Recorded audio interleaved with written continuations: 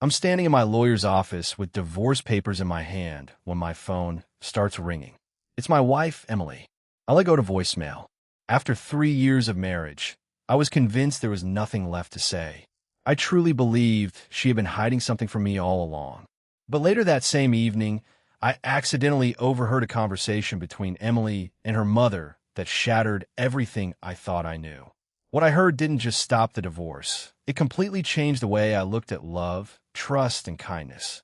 If you've ever judged someone before knowing the whole truth, or if you've ever wondered whether a single act of kindness can save a relationship, stay with me until the end. This story might change the way you see the people you love. Before we begin, don't forget to like this video, subscribe to my channel Heart Touch Tales, and leave a comment telling us where you're watching from. Your support helps us share more heartfelt stories that remind us how powerful kindness can be. Now, let's begin our story. My name is Daniel, and until 6 months ago, I believed I had the perfect life. I was 36 years old, worked as a project manager in Denver, Colorado, and had been married to my wife, Emily, for 3 years. She was kind, thoughtful, and always put others before herself. Friends often told us we were the couple everyone admired. But somewhere along the way, things changed. Emily became distant. She spent more time away from home, whispered during phone calls, and often came back looking exhausted. Whenever I asked what was wrong, she smiled weakly and said, "It's just work. Don't worry about me." At first, I believed her. Everyone gets stressed. But weeks turned into months, and the distance between us grew wider.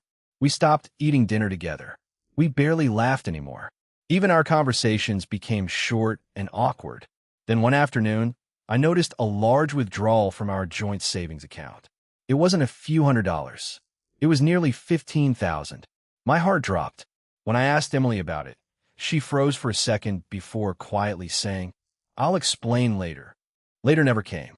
Instead, she became even more secretive. Every explanation felt incomplete. Every silence felt like another lie. My mind began filling in the blanks with the worst possible answers. Was there someone else? Was she planning to leave me first? Was she hiding debts? I hated the person I was becoming, but suspicion slowly replaced trust. One evening, after another argument that ended with Emily walking away in tears, I sat alone in the living room staring at our wedding photo. The smiling couple in that picture felt like strangers. That's when I made the hardest decision of my life. I called a divorce lawyer. By the following week, the paperwork was ready. All I had to do was tell Emily it was over. The day I planned to give her the divorce papers, Emily told me she was visiting her mother after work. I decided it was the perfect opportunity to pack a few things and prepare myself for the conversation we both knew was coming. My heart felt heavy, but I kept telling myself it was the right decision. Later that evening, I drove to her mother's house. I wanted to speak with Emily privately before she came home. As I walked toward the front porch, I noticed the front door was slightly open. I raised my hand to knock, but then I heard Emily's voice from inside. She was crying. "I don't know how much longer I can hide it from Daniel," she whispered. I froze. Her mother answered softly, "Sweetheart, you've carried this burden alone for too long." Emily took a deep breath. "I never wanted him to feel guilty. He's worked so hard to build our future.